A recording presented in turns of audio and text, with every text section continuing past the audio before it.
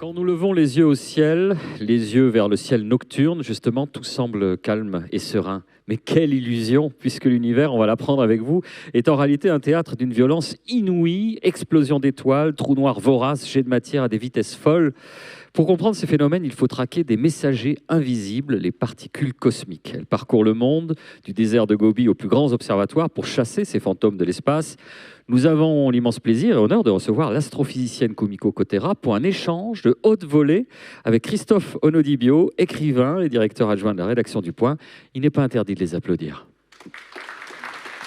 Merci beaucoup Boris, merci, bonsoir à toutes et à tous. On a beaucoup de chance d'être avec Kumiko Kotera. Alors, je lui disais juste avant que j'ai eu l'occasion de parler de son livre, j'allais dire en son absence, puisque Kumiko a obtenu avec l'univers violent le droit, le privilège, on a été absolument conquis par son livre, de figurer parmi le palmarès des 30 livres de l'année du Point, parmi des grands romanciers, grands essayistes. Donc, je suis très heureux de la rencontrer enfin aujourd'hui.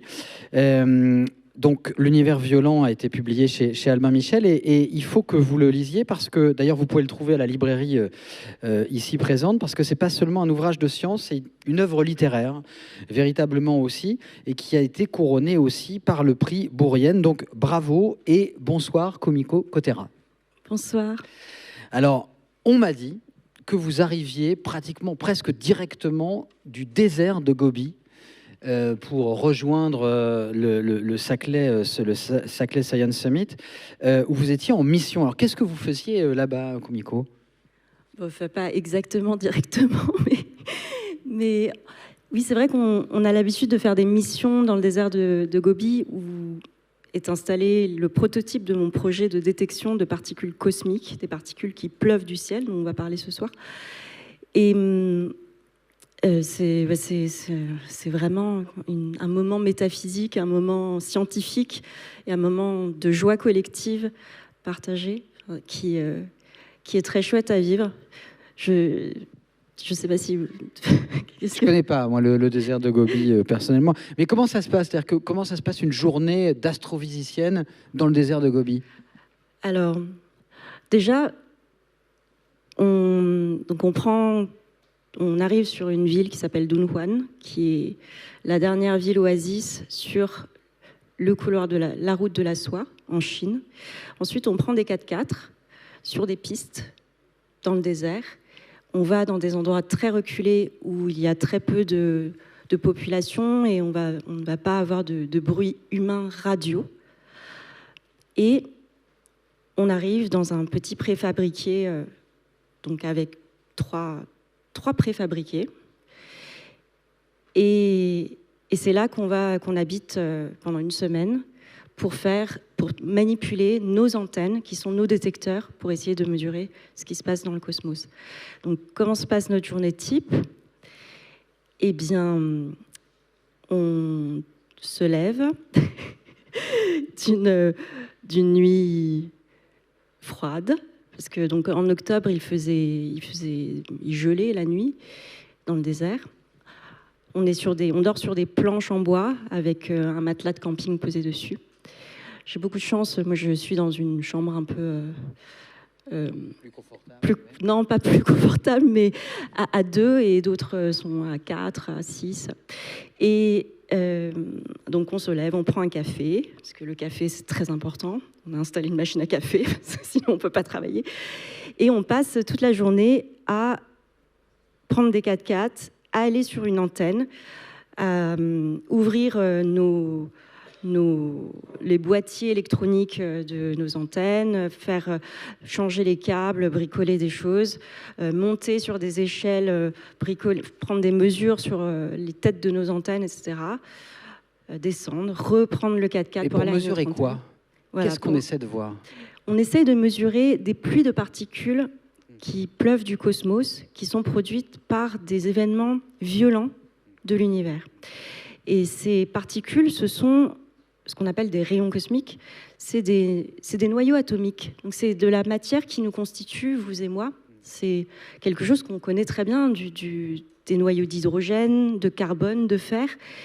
Et ce genre de particules sont accélérer donc, à très très haute énergie dans l'univers, à des énergies 10 millions de fois supérieures à ce qu'on pourrait produire sur Terre avec les accélérateurs terrestres, comme vous en avez peut-être entendu parler, le LHC, le Large Hadron Collider, qui est à Genève, un très très grand accélérateur de particules. Et pour pouvoir accélérer des particules comme le fait le cosmos, avec une technologie comme ça, il faudrait construire un accélérateur de la taille de notre galaxie. C'est ça la dimension de l'énergie des particules qu'on cherche à détecter. Et donc ces particules pleuvent régulièrement sur Terre et nous informent sur ce qui se passe dans l'univers. Et dans le désert, vous le mesurez. Voilà, dans le désert de Gobi, on est en train de le mesurer. On a commencé à les détecter cette année. Donc c'est une grande découverte, grande émotion. Alors justement, je crois qu'il y a eu des résultats enthousiasmants qui ont été publiés dans le magazine Science. J'aimerais qu'on parle de l'émotion de la découverte. Quand le signe, alors c'est quoi? C'est un signal qui apparaît via ces antennes? C'est ça. Alors, donc, lorsqu'une particule arrive sur Terre, elle va produire un signal radio. Un signal radio comme si on mettait des antennes comme sur nos voitures, on pourrait les détecter. Et c'est pour ça qu'on a besoin d'aller dans le désert de Gobi pour avoir cet endroit. Calme, ouais, oui, voilà. C'est ça, pour pas être en train d'écouter France Inter. Voilà. Donc, une bonne façon d'ailleurs de trouver des bons sites, c'était d'aller dans les déserts, d'allumer la radio dans notre 4x4 et de voir si ça grésillait ou si on captait une émission. Si on capte une émission, c'est pas un bon endroit. Donc, on capte ces petites émissions radio dans la bande FM avec des antennes très simples, des antennes que je trouve très jolies en forme de petites cravates ou de petits papillons, qui font 3,5 m de haut, avec un panneau solaire. Chaque antenne est complètement autonome énergétiquement, avec une électronique un peu compliquée, mais pas tant que ça. Chaque antenne est peu chère, c'est de la radio. La radio, c'est des bouts de métal. C'est vraiment radio directement avec le cosmos, quoi. C'est ça, donc avec ces antennes, on écoute ce qui se passe et ces particules. Et quels ont été ces résultats, justement, qui ont donné lieu à cet article dans Science? Qu'est-ce que vous avez découvert? Alors, ce qu'on a découvert, c'est plutôt qu'on a fait on a levé un verrou technologique. Ces particules, ces rayons cosmiques de ultra haute énergie, on les connaît depuis en fait un siècle et on connaît leur nombre, on sait que ça pleut très régulièrement, on ne sait pas d'où ils viennent et c'est ça le grand mystère. Les particules les plus énergétiques qu'on connaisse, qui sont produites quelque part, on ne sait pas. C'est mystère depuis un siècle. Et donc ces particules nous pleuvent dessus et il faut quand même réussir à les collecter de façon conséquente. Et la radio, c'est un bon moyen parce que les détecteurs sont peu chers. Il faut en déployer beaucoup pour pouvoir avoir beaucoup de particules.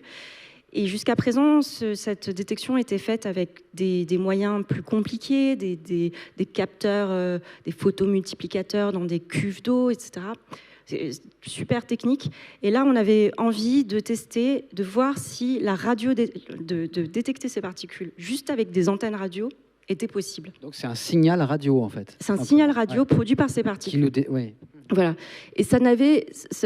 Jusqu'à présent, on ne l'avait jamais fait, on n'avait jamais détecté qu'avec des antennes radio ces particules. Et là, c'est fait depuis l'année dernière, on a montré que c'était possible, ce qui va nous permettre de construire des détecteurs encore plus grands.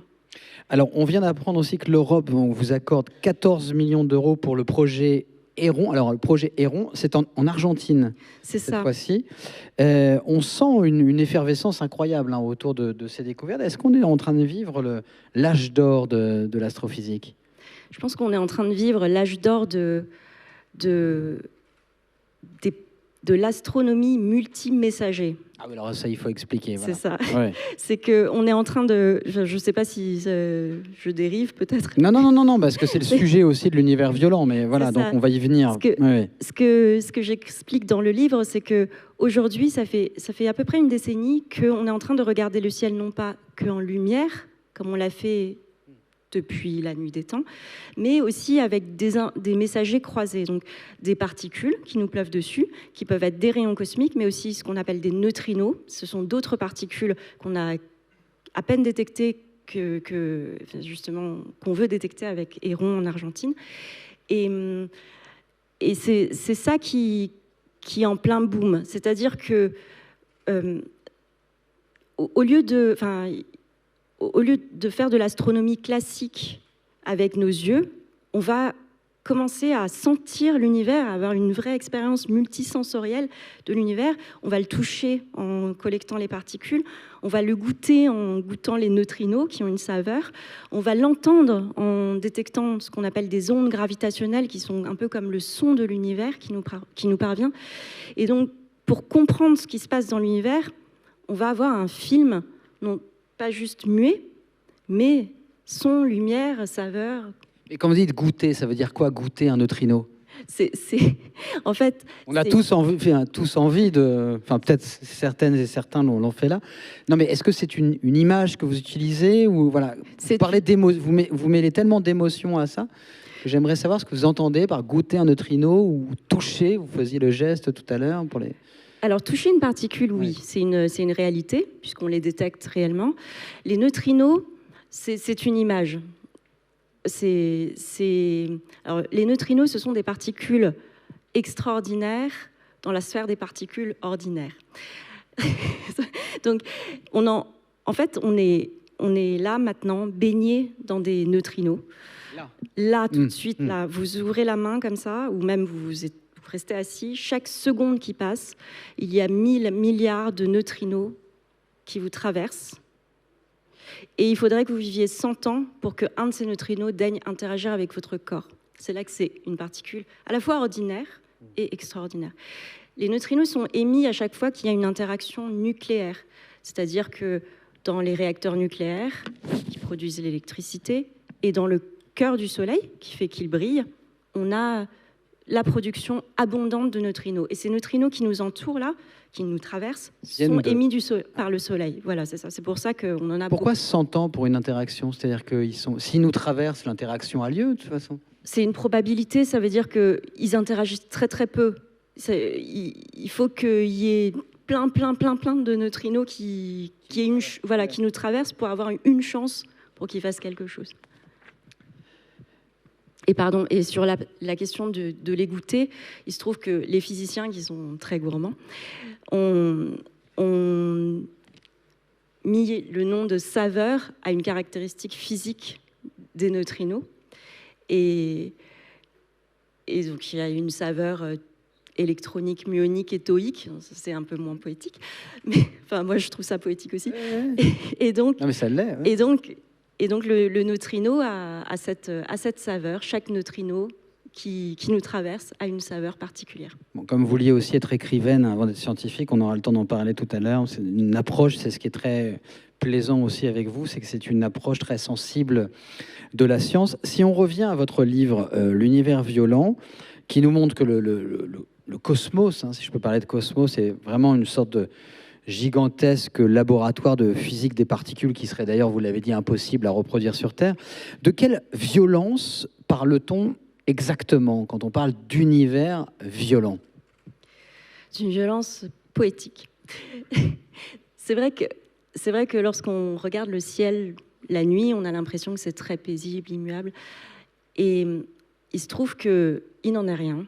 Dans l'univers, on a très régulièrement des étoiles massives qui vont terminer leur vie en explosant, des étoiles encore plus, ça c'est des supernovae, des étoiles encore plus massives qui vont s'effondrer sur elles-mêmes et générer des jets qui vont jaillir et nous illuminer depuis les confins de l'univers, ce qu'on appelle des sursauts gamma.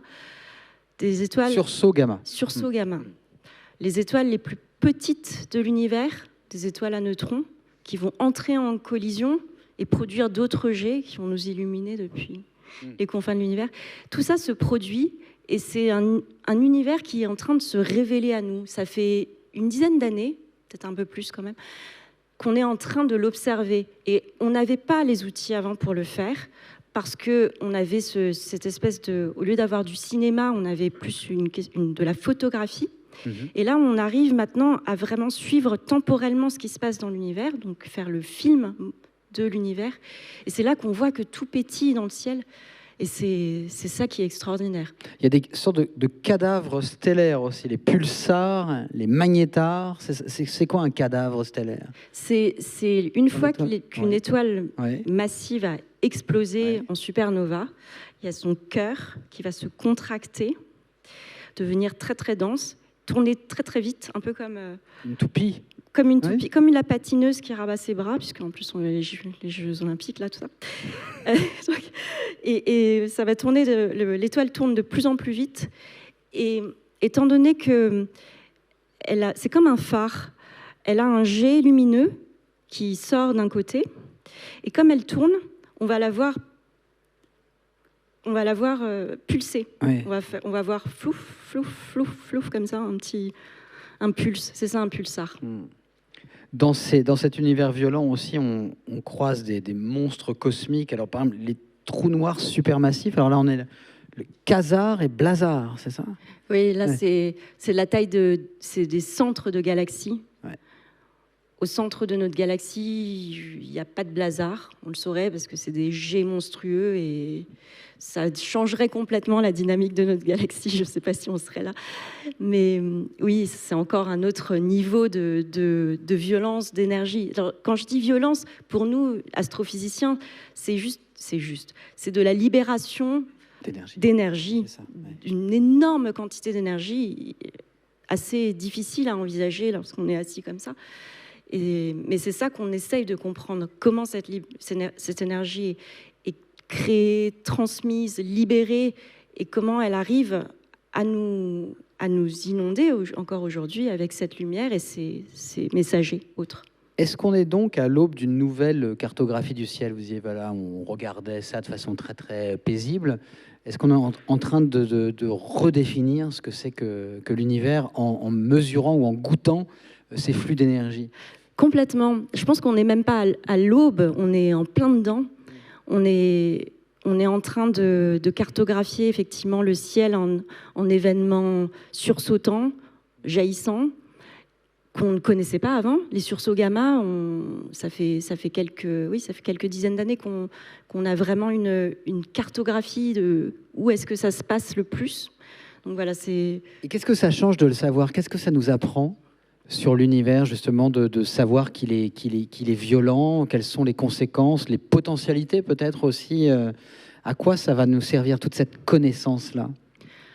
Déjà, alors, d'un point de vue de l'univers, de voir ces différents objets, ça va nous permettre de comprendre ce qui s'est passé dans le passé, d'utiliser parce que les sursauts gamma, c'est des chandelles, elles brillent tellement fort que ça peut avoir eu lieu il y a des milliards d'années. Et donc ça va nous permettre comme ça, de sonder ce qui s'est passé, et de cartographier l'univers à son berceau. Donc ça, déjà, c'est très important. Comprendre aussi la création de notre système, notre planète. Oui, alors ça, c'est à plus petite échelle. Moi, je dirais plus à l'échelle cosmologique, c'est-à-dire comment l'univers a évolué depuis tout bébé jusqu'à aujourd'hui. Donc c'est plus ces échelles-là. C'est vrai qu'effectivement, de comprendre comment ces événements violents se produisent, la physique à l'intérieur de ces objets, nous permettent de comprendre la façon dont, par exemple, les éléments lourds, ce que j'appelle les éléments lourds, ça va être le fer, les métaux, même les... l'or, le platine, tout ça, où est-ce que ça a été créé? Et donc, nous-mêmes, comment est-ce que nos atomes, nos molécules avant les molécules, en tout cas, nos éléments se sont produits? Parce qu'en fait, on est vraiment, on est tous poussière d'étoiles, c'est une réalité. Et c'est dans ces éléments. Ça, on peut le dire, c'est pas juste une vue de l'esprit. On peut dire que l'être humain est fait de poussière d'étoiles. Ça, c'est pas du tout une. Ça console, je trouve. C'est même au-delà c'est une réalité. C'est pas juste que c'est poétique. Là, pour le coup, c'est une réalité. Notre magnésium provient de supernovae, par exemple. Nous sommes les héritiers de supernovae, le pluriel de supernova. Oui, c'est ça. Voilà. Oui. Non, mais c'est dingue, en fait. Par exemple, donc, ça, c'était tout récent. La première fois qu'on a détecté des ondes gravitationnelles, donc ces espèces de petites déformations de l'espace-temps que Einstein avait prédites, etc., C'était 2015. 2017, on a eu une nouvelle découverte. On a vu pour la première fois des ondes gravitationnelles avec de la lumière. Ça, c'était le cinéma son et lumière, un truc de dingue. Ça, on les voit, quand vous dites on les voit, on les voit là, avec de la lumière. On les observe. Avec plein de télescopes. Ça, c'était un moment, en fait, c'est l'ouverture de mon livre que je vous conseille. Non, mais voilà. Mais c'est un vrai thriller, en fait. Ce moment, on l'a vécu dans la communauté. Ça se lit très bien. Hein, non, mais c'est vrai que vous apportez ça, cette dimension-là. On n'a pas l'habitude de lire la science comme ça. Alors, ce que je voudrais dire, c'est que c'est une réalité vécue. Il faut s'arrêter d'imaginer qu'on est là avec des écrans et qu'on s'ennuie toute la journée. C'est pas vrai. Enfin, donc, il y a le Gobi, on va aller faire Indiana Jones, là, avec nos antennes. Et faire pipi dans un trou. Voilà. Mais aussi. Oui, on ne vous demande pas ce niveau de détail. Non, mais voilà, ça savait. Mais non, c'est vrai que c'est l'aventure vraiment très. Voilà. Mais il y a aussi le côté l'aventure thriller qui est très cinématographique dans l'autre sens, qui est que on va avoir une détection. Tout le monde va se mobiliser pour comprendre ce qui s'est passé. Tous les observateurs regardent dans le ciel dans la même direction et puis on commence à voir des choses qui se dessinent et les morceaux du puzzle se mettent ensemble. Ça, Est-ce que vous pourriez revenir sur les 4 messagers? Vous parliez d'astronomie multi-messager. Donc, il y a 4 messagers. Et pourquoi est-ce qu'ils nous transmettent ces messagers? D'abord, nous dire qui sont ces messagers. Pourquoi on les appelle messagers? Oui. Mais si on les appelle messagers, c'est qu'ils nous transmettent quelque chose. Alors, qu'est-ce qu'ils nous transmettent et en quoi c'est fondamental? Donc, j'en ai déjà parlé. Là, c'est donc la lumière qu'on connaît depuis très longtemps, mais sur toute une gamme d'énergie. Donc, de la radio jusqu'au gamma. Les rayons gamma, vous connaissez, hein, c'est ceux dont ils... Non, mais n'hésitez pas à expliquer. Ouais. Donc, vous avez dans ce qu'on appelle le spectre électromagnétique, on a de la lumière qui... fait, la radio, c'est peut-être que vous découvrez peut-être, mais la radio, telle qu'on s'en sert pour écouter la radio, c'est aussi de la lumière. C'est de la lumière peu énergétique. Lorsqu'on représente ça selon des... Vous savez peut-être que la lumière, c'est des ondes. Les ondes, c'est comme ça.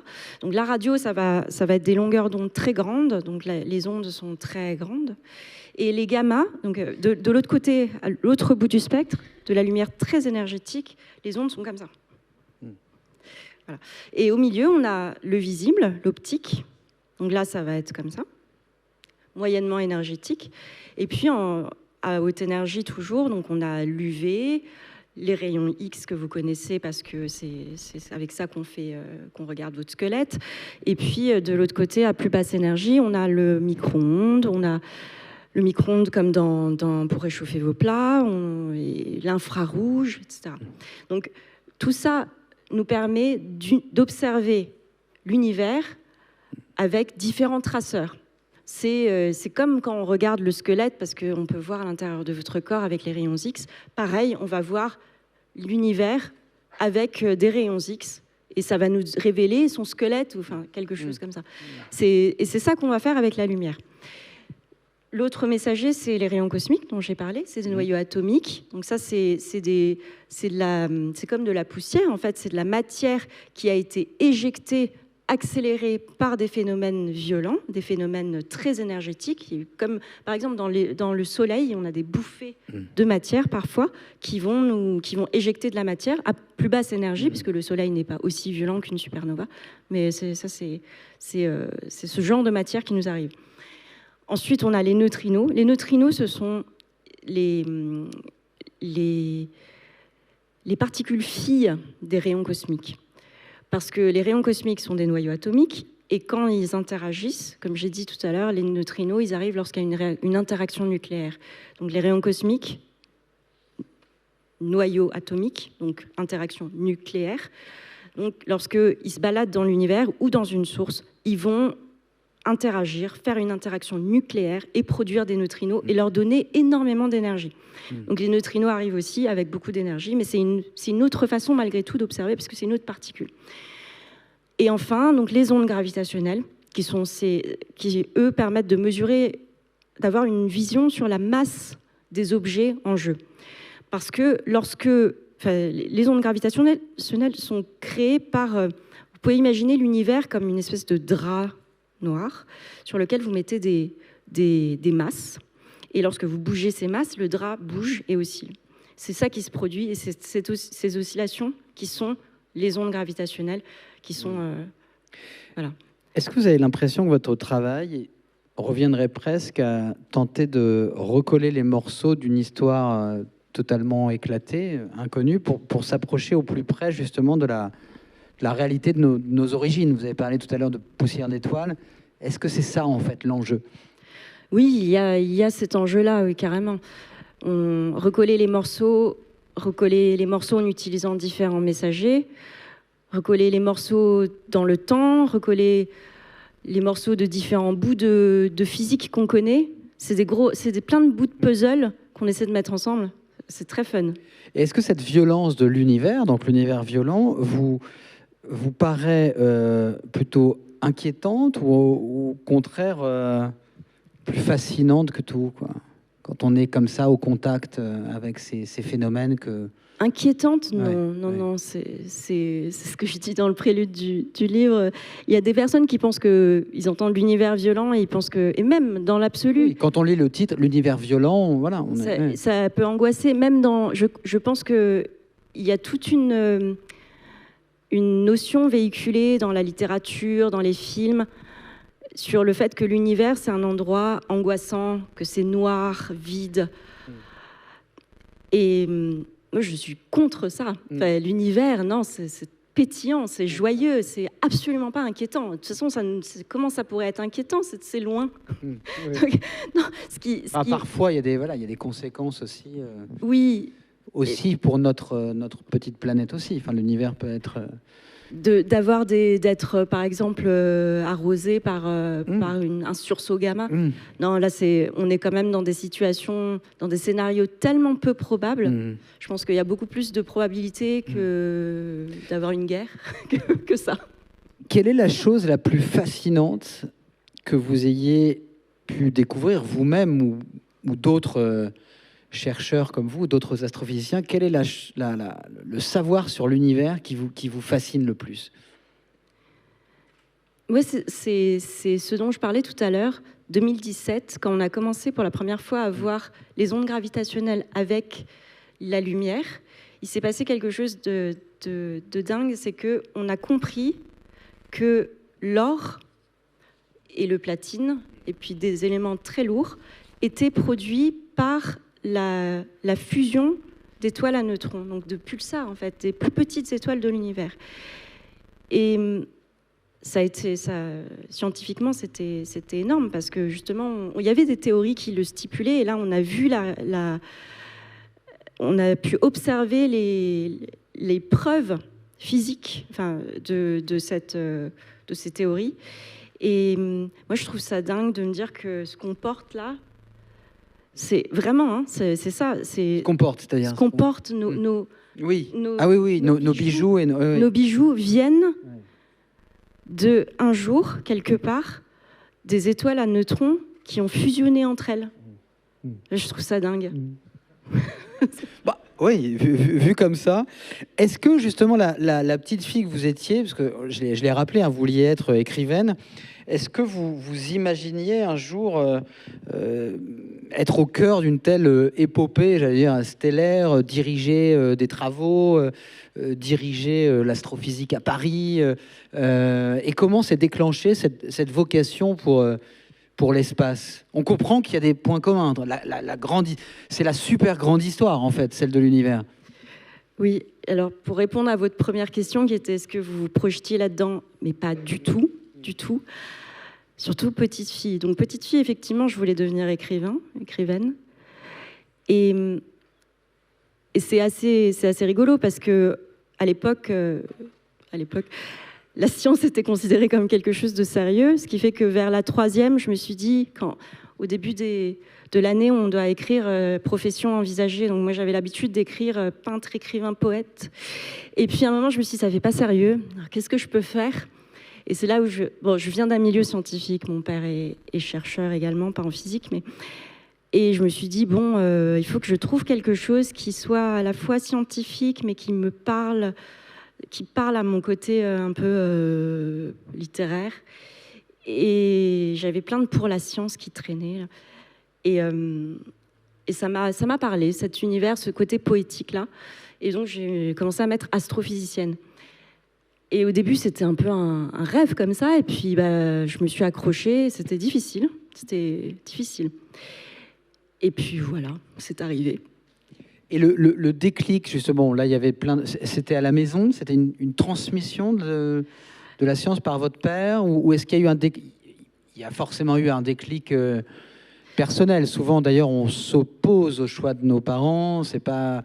Justement, on peut avoir tendance à s'éloigner de leur passion pour se créer notre propre destinée. Vous, quel a été justement le véritable déclic sincère chez vous pour les étoiles, pour l'espace, pour la science? Je crois que ça s'est fait un peu vraiment comme ça. Hein. Je ne sais pas s'il y a eu un déclic. Alors, mon père est chimiste, donc on peut dire que je me suis mise contre la chimie, parce que la physique et la chimie, c'est deux domaines séparés, mais enfin, ou pas forcément. Mais non. Ce qui est certain, c'est qu'à cette époque, et puis toujours, en fait, je n'avais pas envie d'abandonner cette idée d'écrire. Et j'ai toujours écrit, j'ai continué à écrire. Je m'imaginais qu'en faisant... Enfin, ce que je m'étais dit à l'époque, c'était... Parce qu'aussi, on m'a assez encouragée à faire des études littéraires. Mais je me disais, non... c'était peut-être ça aussi. Je me suis dit, non, moi, je vais faire de la science. Parce que vous étiez une fille. Ça, vous l'avez déjà expliqué. Alors, je sais pas parce trop... que vous étiez une fille, on vous orientait plutôt vers les humanités. Je pense que c'est peut-être un court-circuit. Je sais pas. C'est difficile de refaire l'histoire. Qu'est-ce qui est un court-circuit? Peut-être de dire que c'était parce que j'étais une fille. J'avais des facilités. Parce que vous l'avez dit. Dit. J'ai un peu dit ça, et puis ça a été vite. Ça a été très répercuté. Ça a été répercuté. Non, mais on dit des choses, et puis voilà. Non, je voudrais corriger cette notion, c'est que j'ai toujours été plutôt OK en sciences, mais j'ai pas excellé. Je n'excellais pas. Je pense que j'étais meilleure en lettres. Ça se voyait. J'avais plus de facilité en classe en lettres, ce qui fait que possiblement on m'a encouragée là-dedans, alors qu'en sciences, j'étais bonne, mais sans plus. Et on a toujours cette idée, c'est ça par contre, ça c'est très important, on a cette idée qu'il faut absolument être Einstein pour faire de la science. Et ça, c'est pas vrai. C'est pas vrai. C'est parce que, il faut être bon, évidemment, il faut travailler, il faut avoir une méthode scientifique, et ça on l'avait à la maison. Être un génie, c'est ce que vous nous dites. Moi, je pense qu'il ne faut pas forcément être un génie. En tout cas, je ne suis pas un génie. Ça, c'est un message que vous aimeriez qu'on entende plus, justement. Vous êtes maintenant astrophysicienne, hein, donc vous avez même si vous écrivez, mais vous avez choisi ça. C'est un message que vous aimeriez davantage transmettre que... Oui. On peut se lancer dans la science sans être effectivement Einstein Absolument, oui, c'est très important. En particulier pour les petites filles ou les jeunes filles qui doutent parce qu'en plus elles s'imaginent qu'elles ne sont pas bonnes en physique ou en maths, alors que ce n'est pas vrai.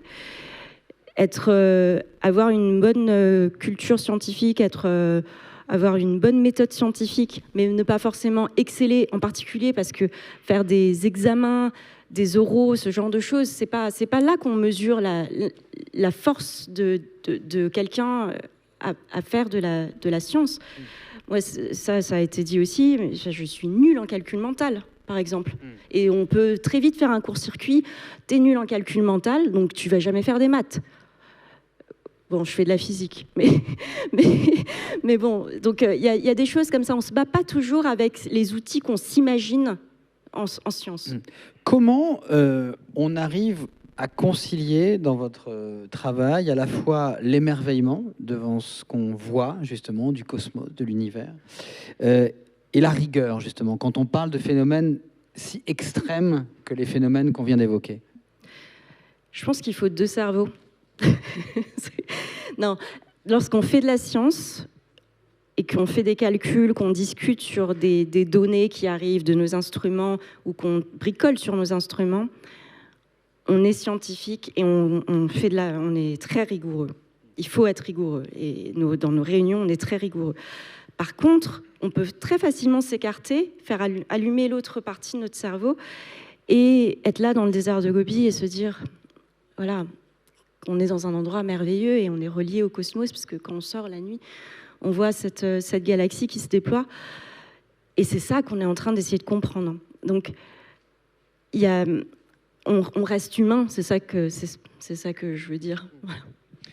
Le fait d'avoir plongé et de continuer à plonger dans cet univers violent, en quoi ça a-t-il changé votre façon de regarder un ciel étoilé, et en quoi vous voudriez que ça change aussi le regard du public sur le ciel étoilé? On a souvent des clichés, des idées fausses sur l'univers. Qu'est-ce que vous voudriez qu'il puisse changer, justement? Qu'est-ce que je voudrais que ça change? Qu'est-ce qui a changé chez vous, déjà? Alors, moi, ce que j'ai trouvé extrêmement enrichissant, c'est de comprendre que on ne fait pas de l'observation qu'avec de la lumière. Et ça, je ne suis pas certaine que le public soit au courant. Et c'est une information extrêmement importante, mais en même temps, c'est nouveau. Donc, je comprends qu'il faille un peu de temps pour que ça infuse. Et entre ça et aussi le fait qu'on est en train de découvrir ce pétillement dans l'univers grâce à des nouveaux instruments, qu'il y a beaucoup de choses qui sont en train de s'allumer dans le ciel au moment où on parle. Est-ce que c'est une leçon d'humilité, la science, quand on la pratique à ce niveau-là? Toujours. Ouais. Ouais. Ah, mais il faut Je pense qu'on ne peut pas faire de science si on n'est pas humble, si on n'a pas de doute. Et on vous entendait parler tout à l'heure de cette immensité, de ces flux d'énergie dont vous dites qu'on ne pourrait même pas les reproduire dans un laboratoire, évidemment. Qu'est-ce que ça change de votre rapport au temps, de votre rapport à l'existence humaine, de fréquenter ces niveaux de libération d'énergie absolument énormes? Et est-ce que c'est pas chavirant, ça, parfois? Alors là, c'est pareil, je pense qu'on est un peu schizophrène. Donc il y a la part, lorsqu'on est confronté à des problèmes scientifiques et qu'on les résout au jour le jour et qu'on essaie d'inventer des techniques pour mesurer les choses, ou des théories, des calculs, là on va faire parler vraiment je pense que c'est un peu comme un médecin qui opère, ou voilà, on est dans notre truc. Et derrière, dès qu'on sort, c'est pas le cas de tout le monde, je pense, mais oui, effectivement, il y a le côté chavirant d'être dans. Je pense que ce que vous aviez, ce sur quoi vous avez ouvert, c'est-à-dire cette virée dans le Gobi, ces moments où on est sur le terrain, c'est des moments assez métaphysiques, justement, ce que je disais, où on se reconnecte entre notre instrument qui est là au milieu de nulle part, et en plus dans des endroits qui, au niveau de la géographie, sont magnifiques. Et donc effectivement ce cosmos qu'on essaie de comprendre, qui est immense, énergétique, et voilà, effectivement. Quelle est la prochaine énigme que vous essaierez de résoudre? Si vous aviez une réponse à demander à l'univers, laquelle serait-elle? Justement, l'origine des rayons cosmiques de ultra haute énergie, ces particules qui arrivent avec des énergies de malade. Par quoi sont-ils produits? J'aimerais bien savoir ça. Et c'est pourquoi l'Europe nous a financés. Alors justement, l'Europe, pour terminer là-dessus avant les questions, on en a parlé beaucoup à propos de Sophie Adno, le fait de se retrouver dans la station internationale, dans ISS, avec des Russes, des Américains. Il a été beaucoup dit que le dernier refuge de la diplomatie, aujourd'hui, c'était la science. Que justement tous ces conflits géopolitiques qui nous agitent, au moins quand on est là-haut à 400 km d'altitude, on peut essayer de s'apercevoir que la Terre n'a plus de frontières parce qu'on ne voit plus les frontières. Est-ce que travailler à l'échelle de l'univers vous aide, vous, à relativiser un peu par rapport aux conflits qui agitent notre planète? Absolument, et c'est une notion qui m'est très chère, justement. C'est même pas juste le fait de travailler sur l'univers, enfin si, c'est le fait de travailler sur l'univers qui est un élément neutre, qui appartient à tous, ensemble, en faisant résonner plusieurs cultures différentes. Ce prototype dans le désert de Gobi en Chine, c'est un projet qui s'appelle Grand, qui réunit 130 collaborateurs de 14 pays, dont la Chine, les États-Unis, l'Europe, Et rond, ça va être en Argentine, avec aussi des Argentins. On va quand même faire travailler ensemble des Américains, des Argentins, des Chinois, des Européens. C'est un message. Voilà, on parlait de messager tout à l'heure, c'est un message. Oui, c'est extrêmement fort. C'est-à-dire que même en plein cœur de la pandémie ou en plein cœur de raidissement géopolitique dur, où les gouvernements et même nos tutelles n'étaient pas forcément pour que nous travaillions ensemble, nous, on était quand même dans des réunions, on prenait des cafés ensemble, on plaisantait, et on arrivait à se mettre... Sans parler de ce qui se passait ou en parlant quand même? Même en parlant, justement. C'est là où je trouve que ce lien humain, c'est extrêmement important. Donc, et c'est aussi ce que j'essaie de véhiculer un peu dans une partie du livre. Mais ces résonances culturelles, c'est une richesse incroyable et nécessaire pour la science, parce que travailler et mettre en commun des idées différentes... Et des philosophies aussi, et des conceptions différentes. Oui, oui. Des religions différentes aussi. Parce qu'on n'a pas parlé de Dieu, mais Boris vient d'apparaître, tel un ange, tel un messager. L'ange, c'est le messager, hein, vous savez, il n'y a aucune grec, corrélation voilà. entre... Voilà. Donc peut-être il y aurait une question... Non, mais voilà. Alors, la religion, on en est un peu loin. Non, j'allais dire et Dieu dans tout ça, mais on va laisser Boris... Non, on va prendre cette dernière question avant de prendre les questions du public. C'est simple. Donc, 37 secondes. La religion, on essaie de la laisser de côté quand même, mais je sais plus quelle était votre question du coup. C'est pour ça que Boris est là. Mais dès qu'il y a la notion de Dieu, ça rend tout flou. L'explication de tout. Non, mais quand on voit, on vient de poussière d'étoiles, l'or que l'on porte, enfin moi j'en porte moins que Boris, qui vient comme ça de supernova. Enfin bon, c'est effectivement, on se demande, voilà, oui, magnifique. À toi. Traversé par l'or. À toi. Merci et bravo. Déjà, on peut applaudir notre invité, Kumiko Kotera, qui, je le rappelle, pour poursuivre la discussion, va dédicacer son livre, L'univers violent, paru, je le rappelle, chez Albin Michel. Est-ce qu'il y a des questions dans le public? Profitez de la présence. Oui, nous avons madame et monsieur. On va commencer avec vous. Madame, on vous amène un micro et on vous écoute pour la première question. Bonjour. Déjà, merci beaucoup pour votre présentation. On va vous demander de vous lever pour qu'on puisse vous voir. Bonjour. Merci beaucoup pour votre présentation. C'est vraiment super intéressant et très inspirant. Ma question, c'est... alors, pendant une centaine d'années, on a observé l'univers grâce à la lumière. On en a dérivé la température des étoiles, leur flux et un bon nombre de paramètres. Et aujourd'hui, maintenant, on essaie de l'écouter. Et justement, je me demande ce que la détection de ces rayons cosmiques peuvent nous apporter comme information plus complémentaire. Voilà. Effectivement, c'était une question que vous avez posée sur laquelle je n'avais pas vraiment répondu. Donc, la détection des rayons cosmiques nous apporte de l'information sur, en particulier, l'énergie qu'il peut y avoir à l'intérieur de ces objets et la structure de la matière qui va permettre leur accélération. Donc, par exemple, prenez une supernova. La supernova va exploser et quelque part, à l'intérieur de cette supernova, on va avoir des flux qui vont permettre d'accélérer ces particules. Et ça, on ne les connaît pas très bien. On ne sait pas très bien ce qui se passe à l'intérieur de cette supernova. Et c'est en étudiant ces particules, en les mesurant, on va pouvoir comprendre voilà, qu'est-ce qui s'est passé à l'intérieur. Donc, vous pointez des objets précis à chaque fois? Ou est-ce que parfois, vous regardez une certaine région? On a toujours des... Enfin, non. Alors justement, les rayons cosmiques, on ne sait pas d'où ils viennent parce que, justement, on ne peut pas pointer avec eux. Les rayons cosmiques sont des particules chargées parce que c'est des noyaux atomiques. Dans les atomes, vous savez, il y a un noyau atomique chargé positivement et les électrons autour négatifs, et du coup, ça fait une particule neutre. Et donc, ces noyaux chargés positivement vont être déviés par tous les champs magnétiques de l'univers. Et il se trouve que voilà, la Terre est magnétisée, comme la boussole, mais aussi la galaxie et l'univers entier est magnétisé. Donc, lorsque une étoile explose et produit et accélère un rayon cosmique, le rayon cosmique, au lieu de venir tout droit, comme le fait la lumière, là, voilà, la lumière tout droit, le rayon cosmique, il fait comme ça. Et donc, quand il arrive et qu'on l'observe et qu'on regarde dans la direction d'arrivée de cette particule, on ne voit rien.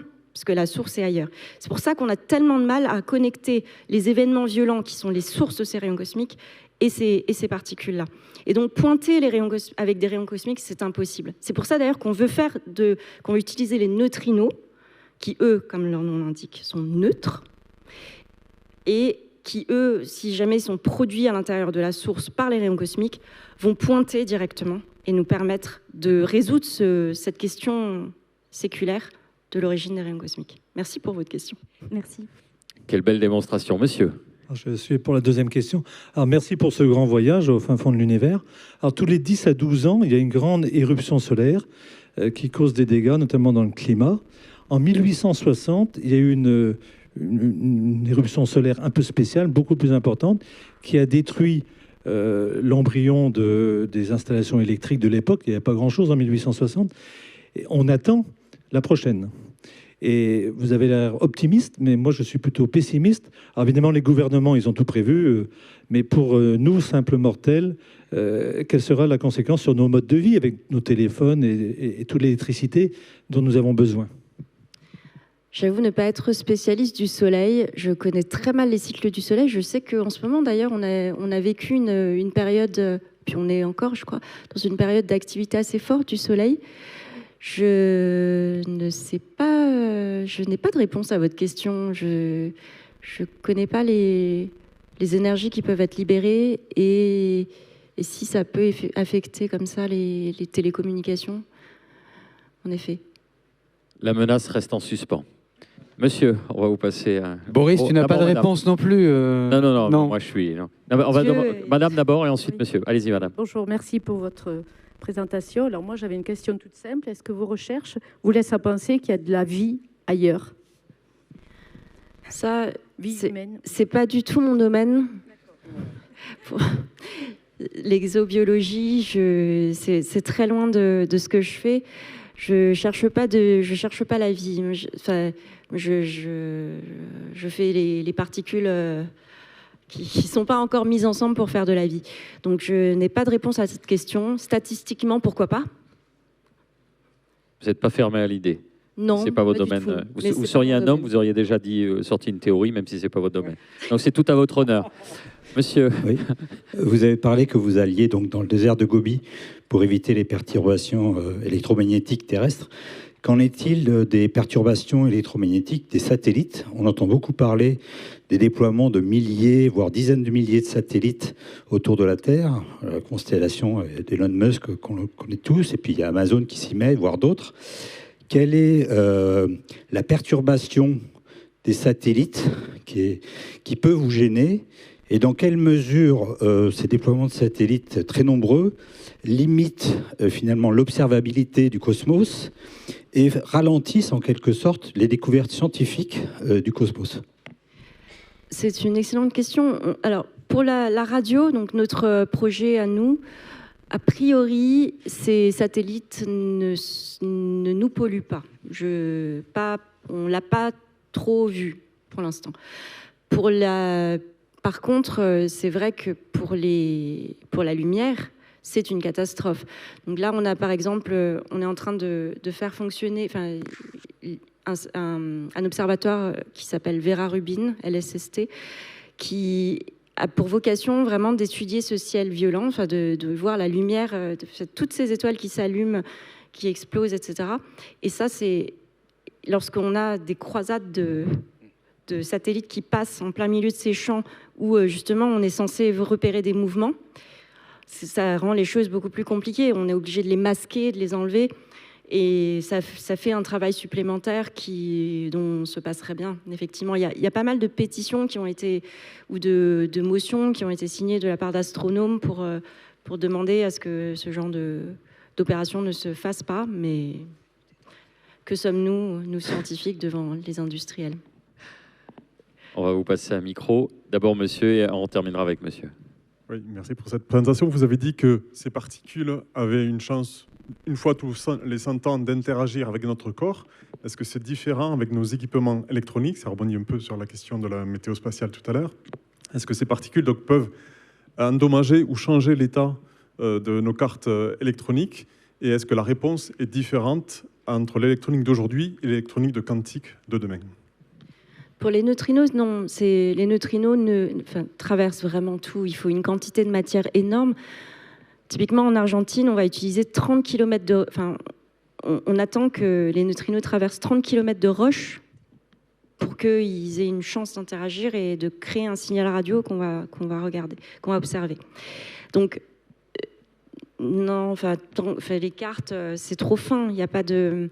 Les neutrinos vont tout traverser et ne vont pas endommager l'électronique. Les rayons cosmiques, si. C'est vrai que ces bombardements de particules, de noyaux atomiques, c'est une vraie question, surtout on est protégé par l'atmosphère terrestre, heureusement. Donc ça nous protège beaucoup et on est peu affecté. Ce qui nous tombe dessus sur le corps est de basse énergie. Par contre, pour Sophie, par exemple, Adno, qui est dans l'ISS, elle va subir un bombardement de particules, de rayonnement cosmique. Et je crois que c'est quelque chose qui est très monitoré par les médecins et les biologistes, parce que ça peut créer des cancers. Et pour le coup, les équipements électroniques là-haut sont sont protégés. Sont protégés. Et dès qu'on envoie des satellites, nous aussi, en tant qu'astronomes, pour observer le ciel, on blinde tous nos systèmes de façon à ce que ça ne soit pas détruit. Oui, c'est vraiment c'est sérieux. La question, il y avait une question, il me semble, ici et ensuite ce monsieur. Merci pour votre présentation. Et je voulais savoir ce que vous aviez expliqué, qu'on pouvait surtout utiliser les neutrinos en fait pour pouvoir remonter à la source d'un événement, plutôt du coup que les rayons cosmiques. Et je voulais savoir du coup s'ils étaient générés tous les deux par la même source. Est-ce qu'il y avait une façon de savoir que les neutrinos reçus d'une part et les rayons cosmiques d'une autre provenaient de cette même source, ou si jamais ils étaient totalement décorrélés, il n'y avait pas moyen de reconstituer cette pièce-là? C'est exactement ce qu'on veut faire, effectivement. Alors, on va pas pouvoir corréler exactement deux particules, mais on va savoir que lorsque on observe des rayons cosmiques à ultra haute énergie, a priori, ça va être ce type de population de sources qui vont les produire. C'est plus un concept par population, par statistique, et se dire, voilà, c'est les neutrinos de ultra haute énergie proviennent de tel type de sources, donc ce sont ces sources qui sont à l'origine des rayons cosmiques de ultra haute énergie. Vous aviez une question à la fin. Alors, dernière question, et ensuite une réaction de Christophe Onodi. Merci beaucoup, c'était super intéressant. Et j'ai une question, désolé si vous avez répondu, parce que je n'ai pas tout suivi à 100%, mais vous dites donc que c'est des noyaux atomiques qui sont chargés positivement, donc ils vont dans tous les sens et tout. Et vous dites, après, vous les détectez via des ondes radio, donc des photons. Et je ne comprends pas le rapport entre le noyau atomique et comment il génère des photons. Voilà. Ouais, moi, je n'osais pas la poser, mais ouais, je pense comme lui. Ouais. Vous voulez vraiment la réponse? Parce que je peux la faire, mais ça... D'accord. Alors, lorsque on a un noyau atomique, un rayon cosmique qui arrive dans l'atmosphère, il va interagir avec une molécule de l'atmosphère. Et donc, il va se casser. Enfin, il va produire 2 ou 3 autres particules qui vont elles-mêmes interagir avec d'autres molécules de l'atmosphère, etc., etc. Et on va générer comme ça une cascade de particules, ce qu'on appelle une gerbe atmosphérique. Et à la fin, on se retrouve avec plein de particules au sol.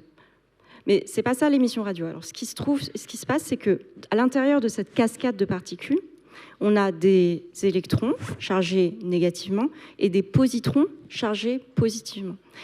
Et ces deux types de particules vont être séparés par le champ magnétique terrestre, celui-là même qui oriente la boussole.